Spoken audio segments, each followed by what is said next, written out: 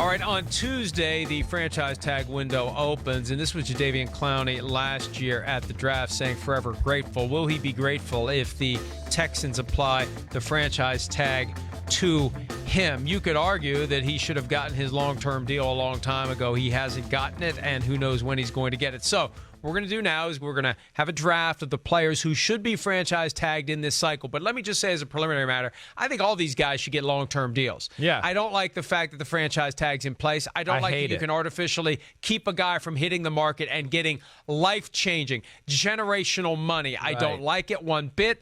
But it's not going away anytime soon, so we just have to live with it, Chris. Thanks. I'm glad you said it too, Mike, because it drives me crazy. I think it's one of the dumbest things we have in America. I mean, it truly is, as far as just professionalism. I mean, it's the only thing I know. Well, there's dumber things in America, yes. Yeah, there's plenty of dumber things going on right now. It's one of the dumbest things in professional sports. Let me just say that. That's how I should better rephrase it, because you're right. It's the only profession in the world where they're like, hey, you're really awesome at your job. You're one of the best there is. But we're not going to give you any long-term security. You got to prove it to us one more year. And while you're at it, while you're trying to prove it to us, there's going to be people trying to chop block you and ruin your legs and your shoulders and your knees and everything else. So I wish it would go in the next CBA. All right, well, it's here for now, and we're going to do a draft of the guys who should be tagged. And, Chris, as always, you have the honors. You're going to call tails. It's going to be rigged. Let's see if it's rigged today. I think it's rigged. Bam. And it's always rigged. All right, you get to go first. They're very happy that I'm back in the fold, back in the control room. I mean, having to deal with you for a week straight is not easy. So they're like, thank God Chris is here. Let's give him the tails never fails one. Okay, the first one's easy. Jadeveon Clowney would be my top guy that I think you need to franchise tag throughout this whole process. First of all, Jadeveon Clowney, I would be a little scared of giving him a long-term deal. He has an injury history. He had to get, the microfracture surgery on his knee, which means there's no cartilage there, which means it's bone on bone, which means it could go any day. And it's a worry thing. It's a worrisome thing, and they are constantly having to manage that. But at the same time, he is still, at this point, one of the best defensive players in football. I almost put him in the category of a guy like Michael Bennett a few years ago with the Seattle Seahawks. The stats do not tell the whole story about Jadeveon Clowney.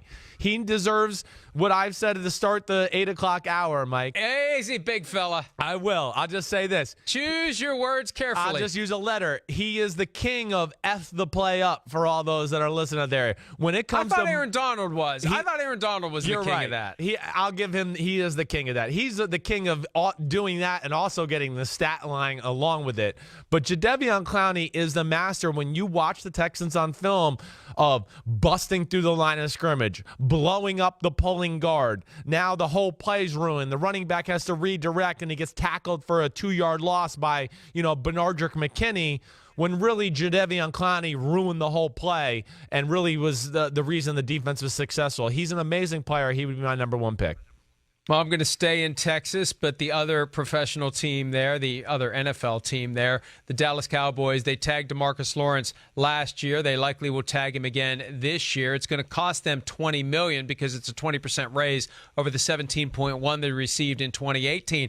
And one thing that's very interesting about Lawrence, and I don't think he's going to do it because $20 million is a lot to walk away from. He could do the Le'Veon Bell thing and sit out the entire year and put the Cowboys in position where next year the franchise tag would cost $25 million or thereabouts. It would be quarterback money.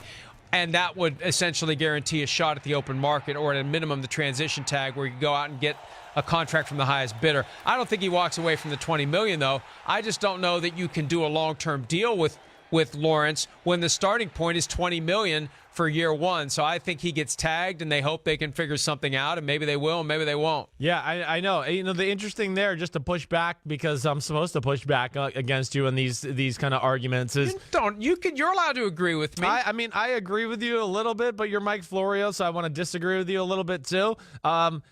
They do have a lot of defensive linemen there in Dallas, and they are having to worry about some future, contracts here at some point, whether that's Ezekiel Elliott or Dak Prescott, and getting those things done.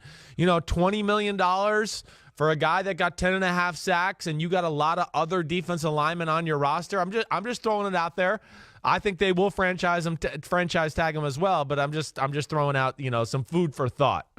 All right, give me who else you will take, because you would have taken Lawrence if I hadn't taken him in round 2. No, so I would who else not. do you I have? promise you I would not have taken him. I would have taken Frank Clark or the Seattle Seahawks first. The reason being, more than anything, Frank Clark is unquestionably the best player on that Seahawks defense, I believe, at this point in his career, and he's a leader of that defense in this point of his career. He kind of made those comments during the year. Remember when Richard Sherman was kind of talking out about the Seahawks, and he was at, he's not here anymore. He's not here anymore. This is my locker room. It's my defense now.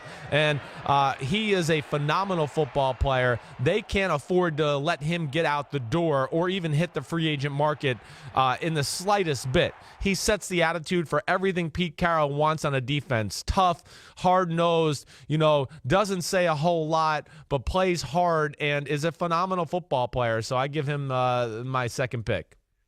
Yeah, and I don't disagree with that. And they have the luxury of being able to afford that cap space for Frank Clark, because they moved on last year from a lot of the overpaid guys, and eventually Frank Clark will be one of the overpaid guys that they move away from. But for now, he's in that sweet spot where he can get money. Yeah. He's better off getting a long-term deal, but franchise tag or two may be what he has to accept.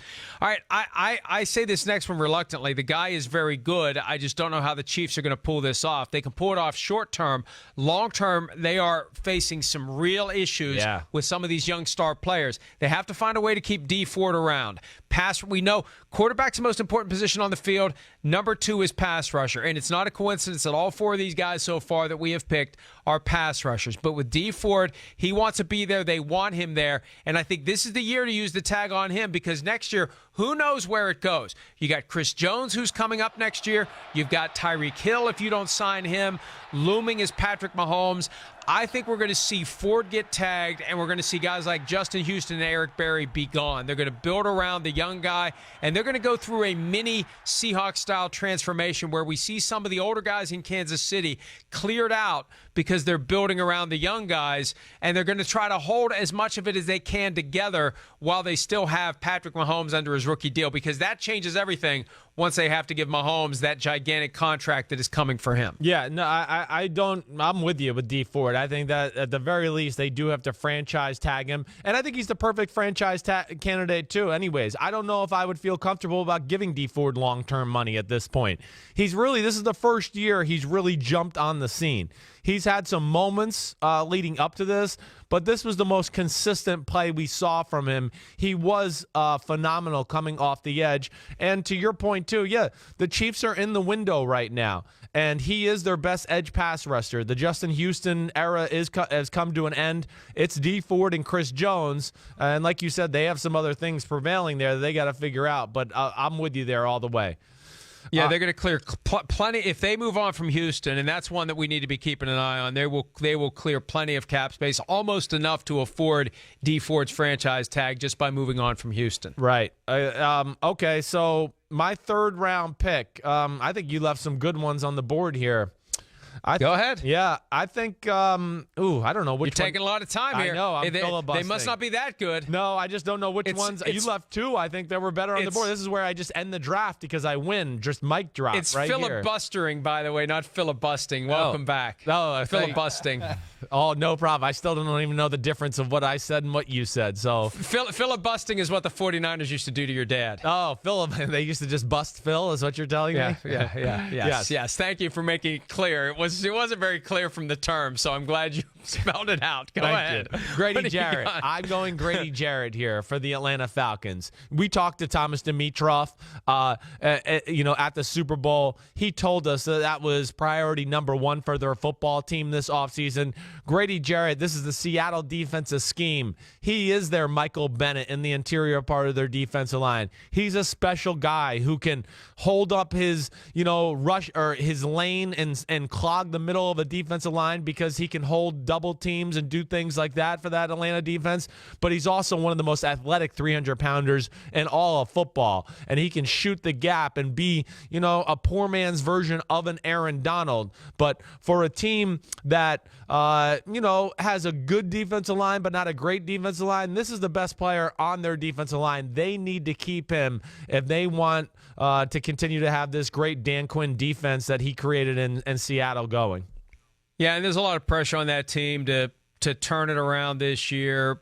Arthur Blank's been patient. I don't know how much longer he will be patient, and you can't let that guy walk away. And it's another defensive lineman, pass rush. Remember that game he had, Super Bowl 51? Did he have 3 sacks in Super Bowl 51? I believe so, right. And you got to keep that's the only antidote to great quarterback play. Guys who can put the quarterbacks on their rear ends. All right, that's all the pass rushers I've got. I'm going to Landon Collins, the Giants safety. They don't have many great players on the Giants. They need to keep the ones they have unless they trade OBJ. They got to keep Landon Collins around. He's the leader of that defense. They don't have a lot of talent up front like they used to have. They're trying, but Collins is a guy they need to keep around. Look at all the money they spent on defensive players a couple of years ago when they got Olivier Vernon, Janoris Jenkins, Snacks Harrison. You need to reward financially a guy that arrived via the draft and is due to be paid. And look, if they're not going to pay him a long-term deal, use the franchise tag and keep him around. Yeah, I get that. I guess you're right. I mean, they have safety issues there on their football team. So that's the one area I go, okay, that makes sense. I mean, certainly. But at the same time, I guess the other thing I worry about is just the way that Landon Collins plays, too, right? It's such a physical way in which he plays. We saw he missed a number of games this year because of that. And, you know, I don't know. That's the tough. I mean, what's the franchise number for safety? Is it going to be around like 12 million, 10 million, along those lines, somewhere in there? I think you could have just done better and picked C.J. Mosley with that 3rd pick. That was just where I would have gone, just to let you know. Just, you know, so that's a 4th great pick for me. Stats, I won this one. Don't be afraid to say it. No, it doesn't matter what Stats thinks, and you didn't get a 4th round. All right, I'm surprised you didn't pick Stephen Gostkowski. No, I don't pick kickers. I don't do that crap. Well, you know, here's the thing. We got to take a break, but the Patriots have had 2 kickers since 1996. Yeah. Adam Vinatieri and Stephen Gostkowski, but he missed a kick in the Super Bowl, and he almost missed the 2 that he made. I think they let him walk away and don't use the tag on. Hi, I'm Mike Tirico, and thanks for watching. Make sure to hit subscribe for the latest news and highlights from NBC Sports.